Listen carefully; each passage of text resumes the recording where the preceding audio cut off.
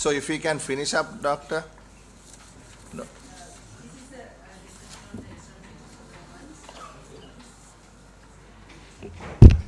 During first 9 months, the external sector current account has recorded a surplus of 1.9 billion, and the gross official reserves as of end of September stood at 6.2 billion, and the net international reserves stood at 3.4 billion US dollars.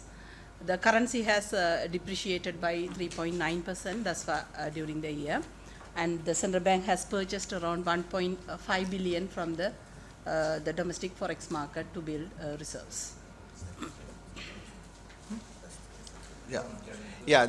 I have a question on the, if I may. Yeah. I have a question, Doctor, the previous slide. No, the other one. Yeah, that one. Now, this NIR, can you give us a definition of net international reserves in terms of your central bank's way of looking at it? And also the program, IMF has a different definition of NIR. Could you kindly explain this to us? From the central bank definition, we take the gross official. Can you put the screen, big screen, somebody? Yeah. The central bank definition is from the gross official reserves, we remove the central bank liabilities. The central bank main liabilities are three main liabilities. One is our previous IMF program outstanding balance. Previous. The current one is for the government. It's not our liability. The 2016 program's remaining balance is a liability for us, and PBOC swap is a liability. That's around 1.36 billion, and also we have a liability with the RBI swap that has around 900 million as a liability. So when you take out these three major components, you get the NIR as per the central bank definition. So so what did you say the gross reserves was about 6.2 billion? Yeah. And the NIR was about 3.4 billion. So it's about 2.8 billion. No, how much? 2.8 billion.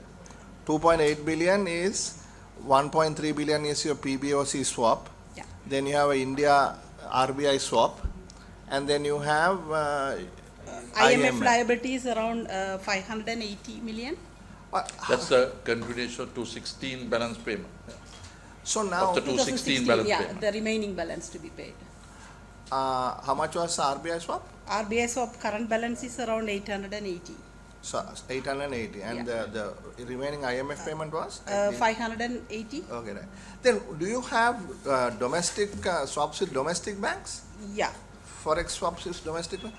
So that is not taken out? that is not taken up. These for the external liabilities are being taken out. But say you have a swap with HSBC or Stan Chart or something. That is still a central bank liability, is it not?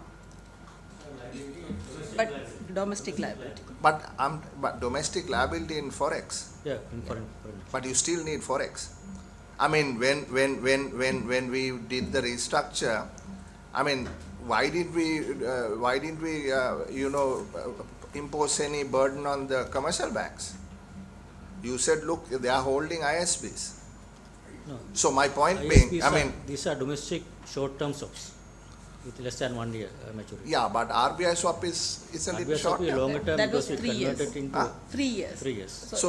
So if it is a domestic long-term swap, We Long don't term have swaps- long-term. we don't have swaps, long-term mainly. swaps. So these are the CDBs. huh? These No, are the swaps. Local CDBs. Local Commercial swap with development the banks. local swap with the bonds commercial in bank. dollar less than 1 year tenure. Yeah. Yeah, less than 1 year. That's what you say. Yeah. So that's a more hot money type of operation. Yeah, so that is even worse. No? Yeah, that's exactly. I mean, what I'm saying is, let's look at net interest. I mean, here you have basically earned reserves, no, Governor. Yeah. Right? I mean, what we had during the previous calamity was we had so much of hot money, like $3.5 billion of hot money, Correct. and we had about $2.8 billion of short-term swaps, which the then governor said, look, we have 6 billion, 7 billion in reserves, which we didn't really have. So the objective here is to ensure that these are stable long-term reserves. Is that correct? Correct. Correct. So if that is the case, if you have even in the domestic market swaps on USD, should not that be removed from your calculation? No, I think we can show separately. Here, this reserve build up through kind of the genuine inflows. That is the difference we have seen last 3 years. The first year, almost 1.8 billion we purchased net basis from the market. Last year, 2.8 billion. This year, so far, 1.4 billion. So that is the key source of reserve build up for last 3 years compared to previous several years. All the years we have been net intervention in the market, not the net absorption. That's a key way of building up resource through current account surpluses that we have been generating last 3 years. On top of that, we also would like to build some of the levels of gross official reserves on the basis of whatever money coming in. So this is another instrument for the banks. For example, banks on liquidity. This is an instrument that we provide to the banks. If they want rupee liquidity, they can enter into a swap with central bank and get the rupee liquidity for their lending purposes in the local market. That is one of the instruments that banks have been using mainly for short-term liquidity purposes. That we can't say no to that. If there's opportunity, I think we should use that also, provide the liquidity to the banking system. That's another instrument in the market for them to use and for us to at least short-term basis build our resource over and above. If you say that cannot be done, basically then we have to do more market intervention to fill that gap. That have other implications. Now, the reason I'm asking this question is twofold. One is, there was or there continues to be sort of a target somewhere of something like 7 billion or 8 billion or something like that on the gross side. That's not a target. That's why that's what I'm saying. That's why I say something floating around. Estimate, yes. Right? Something. It's not a target. It's an estimate. I don't know what you want to call it. But there's a number. Right? Now, to what extent do you think it is important, to get to that number? Or given the fact that you have 3.4 net international reserves billion, and you are also positive about 3 billion, I think, according to the IMF's report on your program net international reserve, you seem to be meeting the objectives. What is your short-term plan in terms of maintaining these reserves, both at the gross and the net? I think short-term plan is, for example, this short-term liabilities in terms of swaps would be helpful for us to meet short-term obligations of the government debt service payments. For example, if we know next year government debt service payments are, say, for example, 3.5 billion.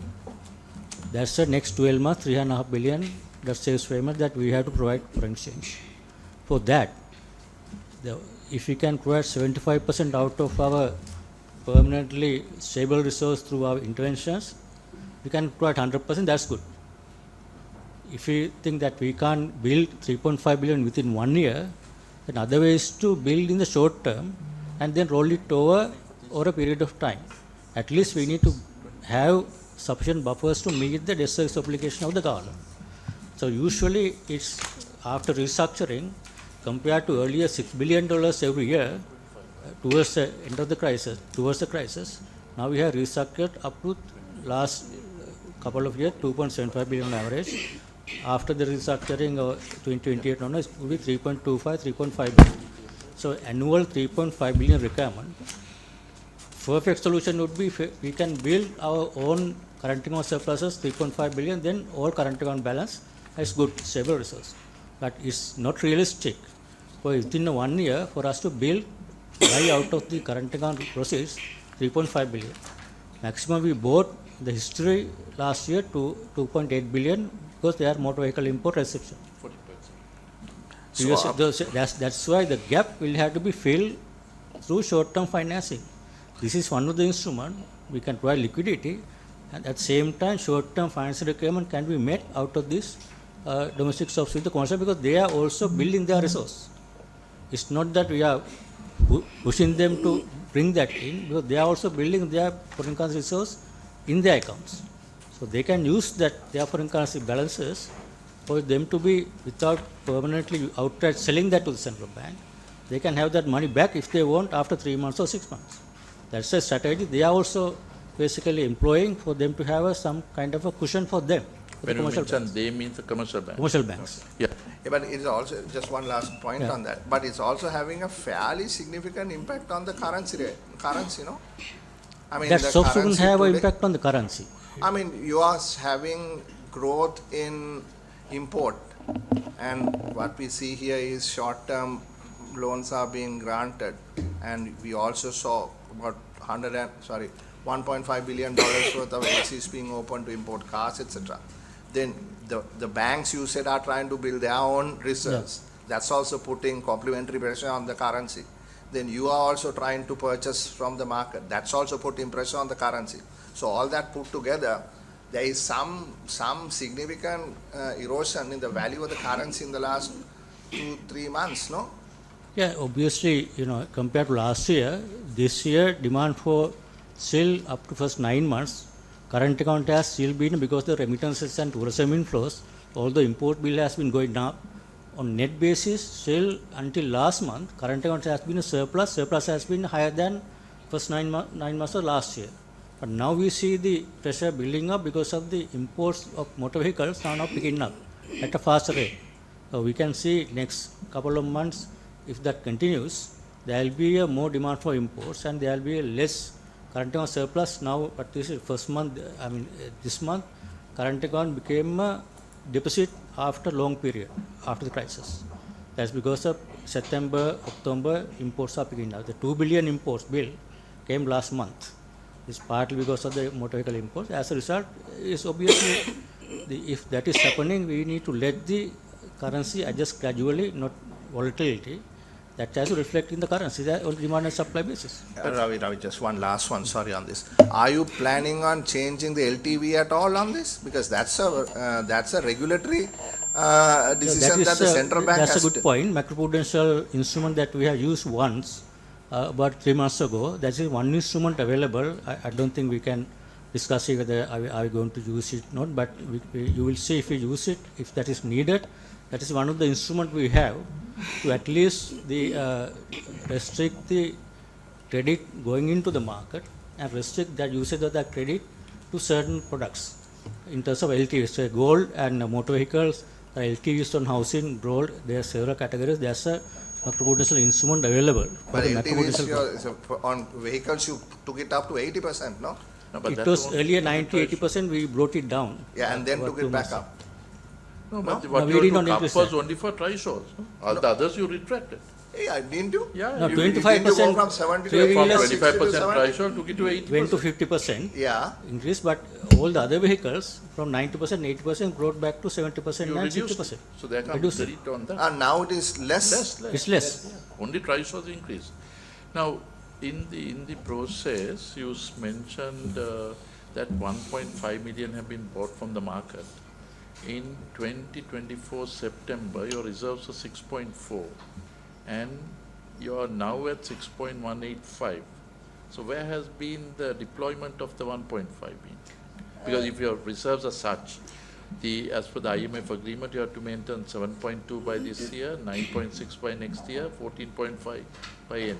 But if you don't achieve that, your outside bondholders and all will feel rather jittery. How does that look at? Where is the employment? Yeah, I think the one clarification, remember, that is not a target. As I said, this is a projection by the IMF. For example, IMF has a projection on inflation 5%, growth is 3.1%, whereas we have our own projections. Yeah, but that Our projection projections are is bent on the paying the loans of 14.5, at least must have 50% to pay now. So that's the reason why it has been looked at that estimation. So that is a bearing impact on what you're going to really pay out. So you can't neglect that also. No, we can't neglect, but we need to continue to build up, but we have a different view on to what extent we need to build our resource. If you look at the last 2 years, they have been having higher estimates for last 2 years, but we have been able to negotiate that we don't need that much of resource. We build at the phase that we can build without disrupting the exchange rate. That they have accepted. That's why they have been revising this path going forward. Even if you look at this year, the next review, they will revise it further downward of the path. That is the communication we are having with the markets. That we have to balance the both sides. I don't think if IMF said that for us to build that amount of money at any cost, we are not going to build that amount of resources. Governor, just one question there. Is there a risk of doing that, Governor, just to clarify? No, I think the important one is the market expectation and communication to the market why this was the case, and have it confidence in the market. We are in the right direction. Steadily we are improving our positions. Not that we are building up to the highly kind of ambitious target. We have to explain why we don't need that much of resource. For example, if, as I said earlier, annual debt service of the government is 4 billion. Even when 6 billion, we never had over more than 8 billion resource in the history. So when annual debt service is 4 billion, if you have 8 billion resource, for example, you might reach that target next year gross basis, then that is for us, it's a comfortable level of resource that market will accept that. They all depend on what are the future liabilities of the country. And there are a few things. One is the debt service, government debt service is only one component. Other one is the overall current account inflows, remittances, the tourism and export growth. That is why important to have export growth continuous. With that, we also need imports as well, but we should be able to finance that out of foreign exchange earnings. That is has to be a strategy broadly by the government and the country. But for us, we have specific targets on the resource and the monetary policy. Right. That's why, Chairman, I asked the question of the build-up, because if I take the mind back to April 22, when the debt standstill, we were unable to meet up and this thing. Now, that particular one is what is really impacting as of now, even borrowing from overseas, etc. Now, at that particular moment, the debt standstill would mean, did the Parliament approve that? Was it communicated to the central bank that yes, Parliament is giving approval for the debt standstill? I think that question has to be asked for the Minister of Finance. No. Sorry? Honorable Chair, I think this is, No, that question has to be asked for the Minister of Finance. I agree. I think, Honourable Member, that I don't think the Governor can answer. It's a decision that we are unable to borrow at the moment owing to a debt standstill that was there. I agree. That's a question that I presume caught up in this. So but that's a done deal, no? I mean, all of us have criticism over that, but So the issue there was the Parliament was not made aware of facts, and as a member who was regularly questioning the then central bank and the ministry, we know for a fact that until they officially announced it in the Parliament that we had only $30 million, we were assuming, we were told they had enough reserves. So I don't want to go into that in great detail. This question I think we should be more future oriented and we should look at the risks in the future, but what is the point of discussing this now? The debt standstill happened and now we are in this position. So that's why the question earlier as to what the definition is, whether domestic swaps are also part of this or not, and in my professional opinion, I think that also should be taken into consideration, because that is also foreign exchange that would be needed to pay back HSBC or Standard Chartered. I have two questions that referring. will obviously mean for the repayment cycle. Sure. You've got to build up that. Sure. So the thing is, Dr. Jagadevan, the difference in the definition between yours and the IMF. Now, what does IMF's NIR mean? IMF's definition of NIR is a bit complicated. So there is in the staff report, there is a section called Technical Memorandum of Understanding. From the CBSL definition of NIR, we need a lot of adjustments to happen to report this program NIR. So if we talk about the current number, our definition is 3.4. But as per the IMF requirement, by the end of this year, we have to maintain only 448. How much do we have according to them? The requirement is 448. No, how much now yours is 3.2 billion, no? Yeah. According to the IMF definition, what is that figure? The quarterly numbers are September minus 233. NIR program NIR for September is minus 233. And we have to have plus 480 by the end of the year. Yeah. End of the year, yes. So that is, so we need, according to their definition, we need about another $600 million built up in the NIR. Yes. So our 3.2 billion must go up to about 3.8 billion. Something like that. Something like that. If Now, anything But else at the no, same didn't time, change.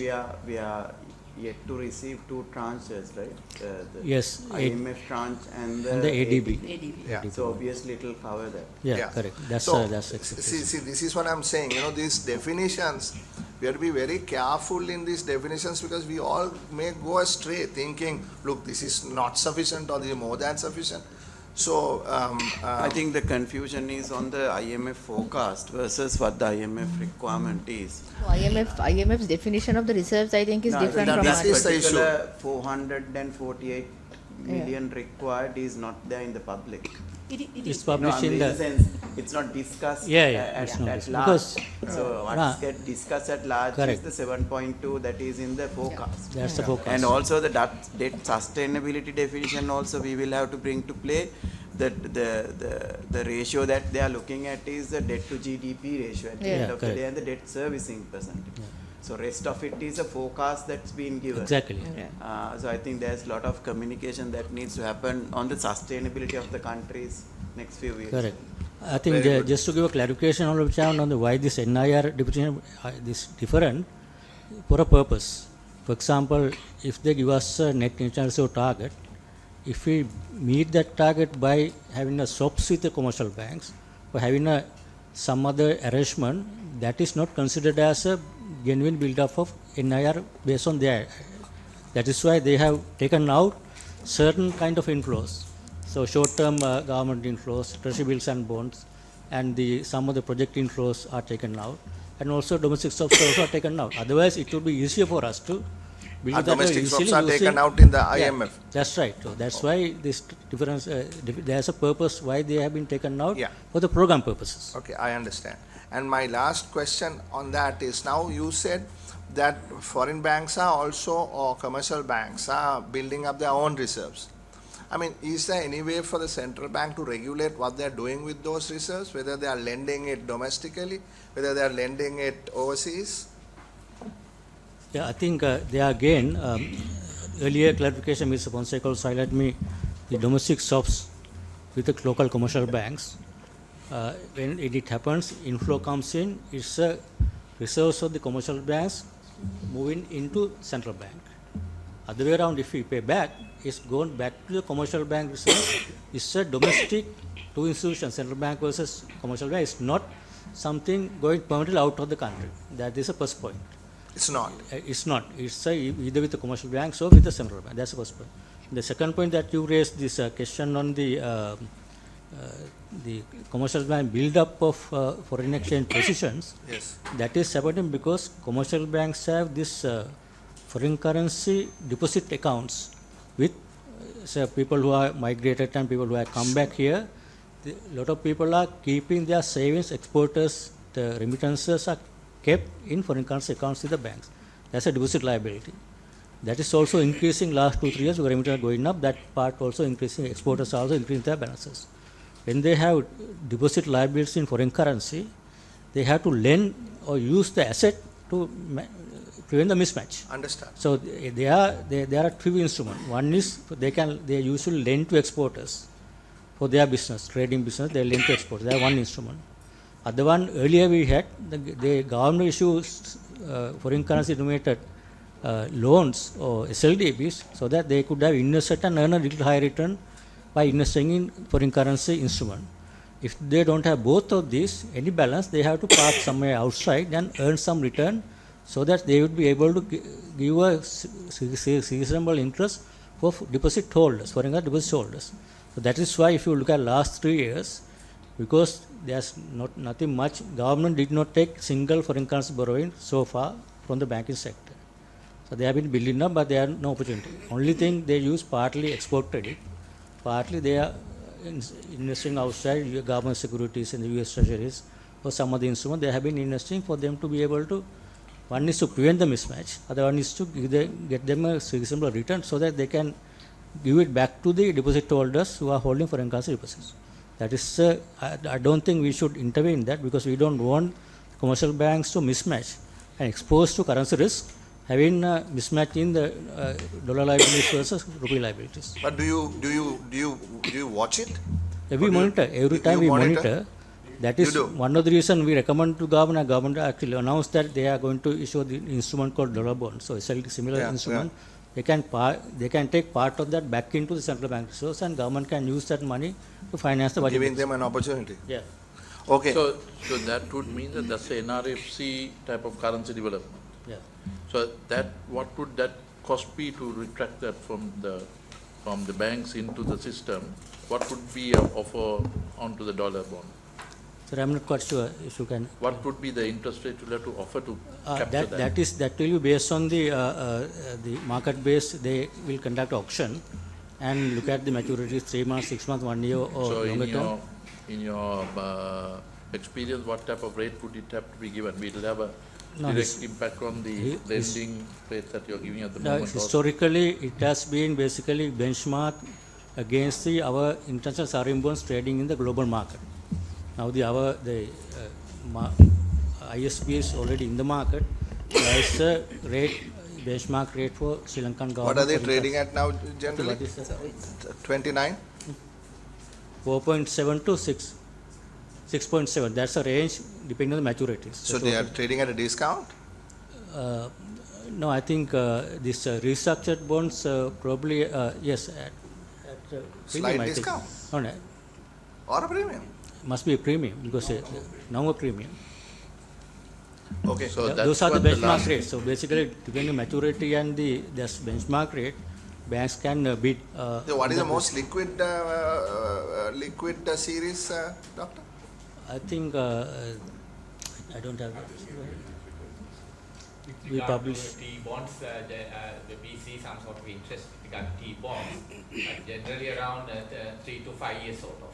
No, what I'm asking is, what is the most liquid ISB after restructure? ISBs. We have statistically each IC not the ISB, but we don't have. We don't have information on volumes. But you must be having your Reuters screen. Reuters screen is a indicative rates are shown, not the volumes. Yield, only yields. Yeah. So my question is not very specific. I mean, what? I mean, is it like a 5-year bond that is trading, or is it like a short-term, like shorter tenor bonds or long basically, tenor? investors' point of view, that they say all are fairly liquid. Okay. And there are interests in some, depending on the investor category. For example, long-term investors would like to hold on to a long-term bonds. Okay. Then the hedge funds basically play around the short term. Now, what is the reserves we have at the moment, our country reserves? What type of interest do we bear for our reserves that we have? Where do we invest it, and what's the return we get? Do you have that information? It's usually linked to where we invest. For example, US Treasury is other key investment. Yeah, in so US what's the dollars. return we get? It's about what I think 4 to 5% in US dollars. If we invest in US Treasuries right now, it's about 3-4% depending on the maturity. So we get that return while investing in this US Treasuries. So different tranche, because we have the investment, the liquidity tranche, working capital tranche, and also investment tranche. What we have, the working capital and liquidity tranche are short-term requirements of funds. We can't invest those funds in a long term. Those are money market deposits, much low interest rates, and liquidity tranche is a little bit longer, and investment tranche is the one we can invest little longer term, because that money won't be needed immediately. That's about 45% of the. It's depending on the basically tranche size will be determined by the next 12 months liability. So how much of money needed to service government debt, Right. and our liabilities. So if we think we need next 12 months period, say 3 billion is the requirement, so we at least keep 3 billion in a short term liquidity and working capital transfers. Balance we invest in the long term investments. Return is around 4% now. Yes, I'm Right. getting that information. Dr. Yes, Jagadish, sir. before we go to this, we don't need much time now on this. Yeah. We can go quickly. Now, one But- other thing but- on this the deviation target that we have, we find that normally it is expected that you all give a remedial action, but I don't think the last 6 months the same, the six returns have been the same. Yeah, that's really the question I was going to ask too. I was going to ask Remedial two action is questions, that, and this we is have- one. Basically, if you think our mandate is to 5%, current monetary policy stance is the remedial action for us to reach this 5% target. Yeah, so I mean, we go back to the theory now again. Here. I mean, how potent are you? You know, how much damage or help can you really do in terms of managing inflation? I mean, I was so. I mean, it's So about now monetary policy. You know? six deviations, the answers are one of the same, Yeah, and it's the all. response is the same. Yeah, so if you ask this specific question, Governor, you know, what is the reason for the Failure to achieve. failure to achieve the target? Now, obviously, I think we explained several times. So why don't you, Sujit, explain last, if you look at that chart, you clearly see the deviation below zero is coming mainly from the power and energy sector. There has been significant volatility in prices through electricity tariff adjustments. Yeah, so that the- is nothing to do with the monetary policy. So that is the question. Yeah, I mean, That then, really then So So that's supply the question. side operation. Yeah, I mean, so That's so the answer. how have you, you know, what have you done, right? Or is it even within the scope of your work, you know, to explain, you know, that this is a supply side matter, so therefore there is nothing much we can do. Asking that a is fundamental that's our question. communication. I think we have been trying to explain that through every monetary policy review and inflation report we publish. We have clearly mentioned and shown the sources of this deviation, where it coming from the food prices, energy prices. Those are beyond the monetary policy kind of a control. What Governor, we I can think- So are you control. telling me this- that the this- government should not pursue a lower trade policy? No, we are So not. then- We are then not saying that. The answer from an independent This is central the bank, explanation. What is the answer for the deviation? We are asking that. This is We are the not this is the answer. If you discussing can read carefully, if that. you can That's understand. Understanding the reading, but the question is the independent that come from you, you can't put the blame on the fiscal and the supply side, which have nothing to do with the There's no monetary. blame here, Honorable MP. I'm asking the question there. I think we had the same discussion in the last review also, and it was clearly I explained that think this it was was, supply side. I mean, we all admitted the Sri Lankan inflation is heavily driven by supply side. There was 70%, I think, even previous. But we've taken actions mostly on the demand side. That is also true. But now I think what we really want to understand is, now there was a basis point adjustment that the central bank did. Last time you guys said that we are adjusting it a little lower, so there will be a more aggregate demand and it will push the inflation up to the target. So is there any way that we could statistically show that this aggregate demand drove this 2.2%? How much was it pushed by 2.2%? Because this chart only talks about the supply side per se, right? So this chart explains the inflation that was derived from food and energy. So the other portion is called other. So in that other, is there a component that was driven by demands? Yeah. Model explain the breakdown of from where it comes from out of these workings. I think we can Because explain as you that. correctly said, the only tool that the central bank now has is the Interest rate. interest rate. There's Correct. no other tool, no, because correct. there's no influence on the growth, there's no Yeah. influence on the fiscal. Actually, Correct. that is only tool, right? Yeah. So then, last time also you explained the expectation is you lower a bit more, there's nothing further that you could do, that you expect within Q2 and another 2 quarters it will come up. It has. It has. come It up, has come yes. up. So it Yeah. has come up, but then it's also influenced by supply side. Not necessarily, because if you look at the supply side, the energy price, actually it has worked other way. I think what the MP is asking is how has the policy adjustments, the rate adjustments impacted this? Yeah, I think there are indicators. For example, because of the rate adjustment, that's why you see every month private sector credit growing at very high rates of 200 billion per month, 3 consecutive months. Right. A continuous upward trend in credit expansion is a result of low interest rates. That is how demand is basically pushed into the economy through low interest rates, and that will create more credit in the economy.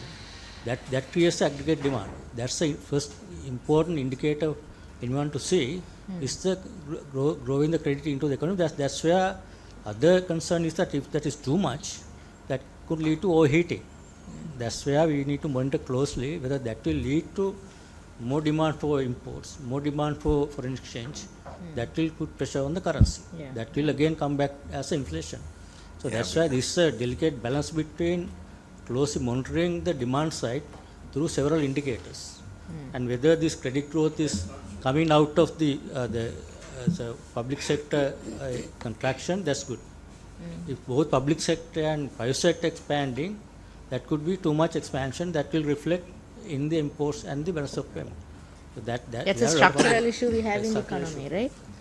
And also, if I can explain from this chart, we have this co-inflation also plotted in blue line.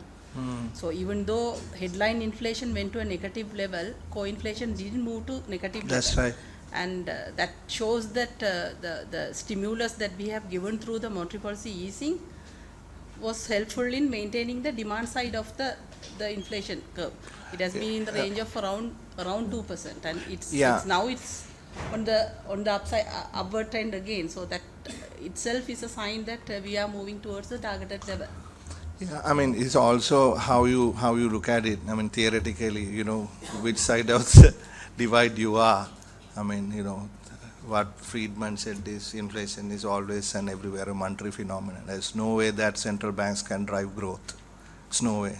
Only in the short term, in the business cycle sense, that you can push up growth a little bit, but in the long term, the aggregate supply curve is completely inelastic.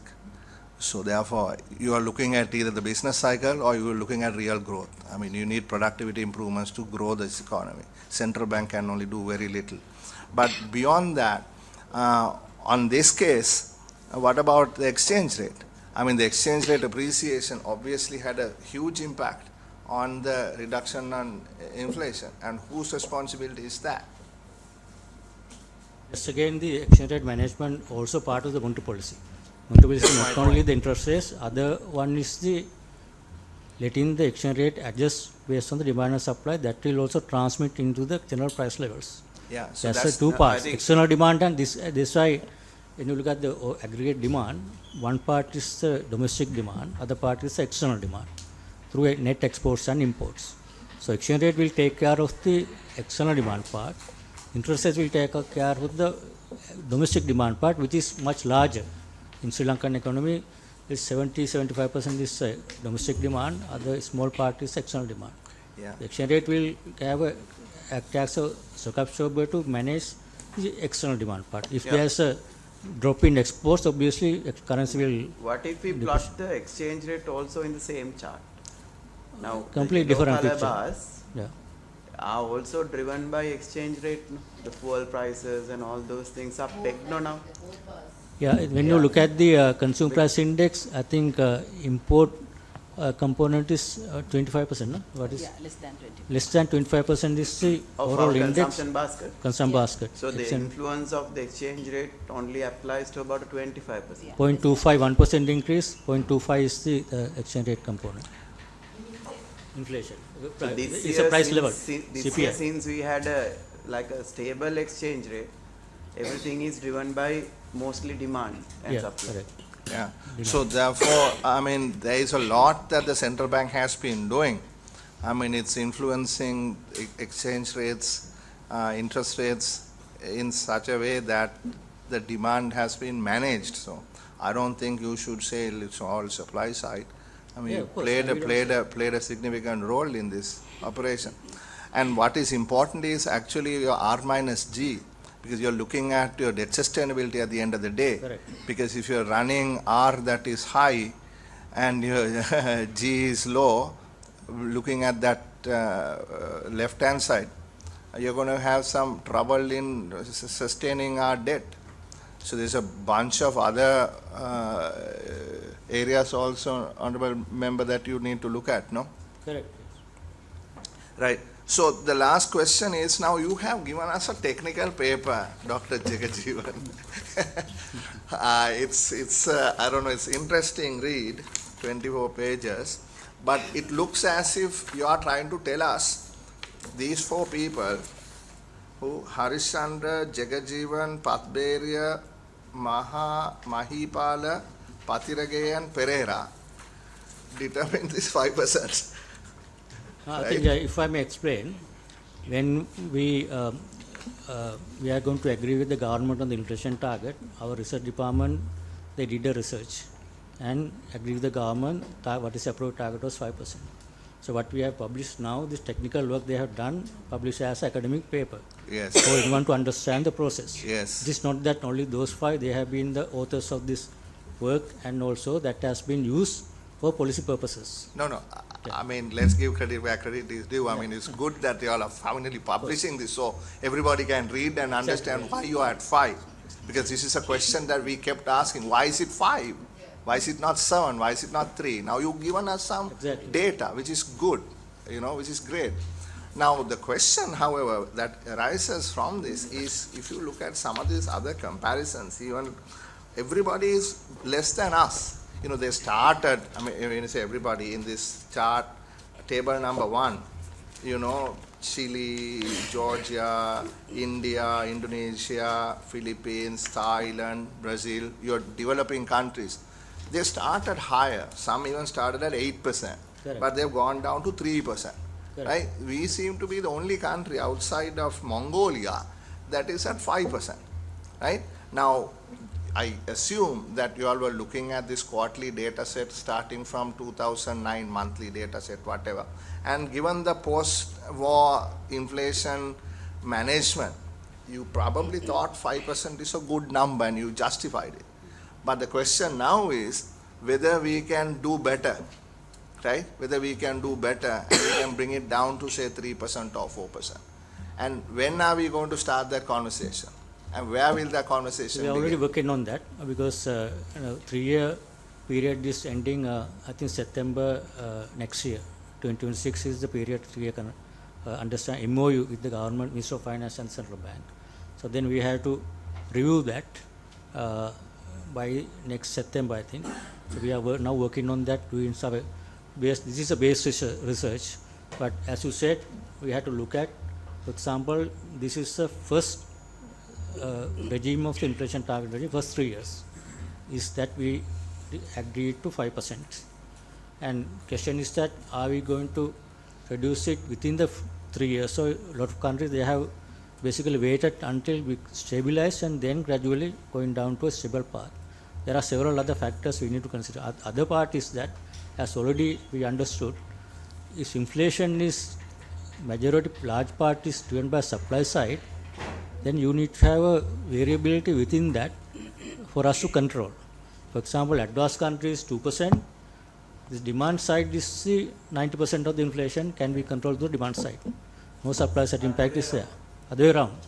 Then we can be confident we can control that 90% of the inflation, whereas if you think we can control 50%, and there has to be a leeway for the balance for the supply side or other policies to take into effect the price levels. It can be positive or negative.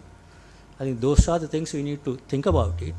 And obviously, in my personal view, we should be gradually reducing the target towards when we develop the economy, when we have much more control on the CPI basket, and we have much more efficient monetary transition mechanism, and more financial intermediate process is much more stronger in terms of monetary effectiveness, then we should be bringing down the inflation from our level of development 5% to say 4%, 3% over a period of time.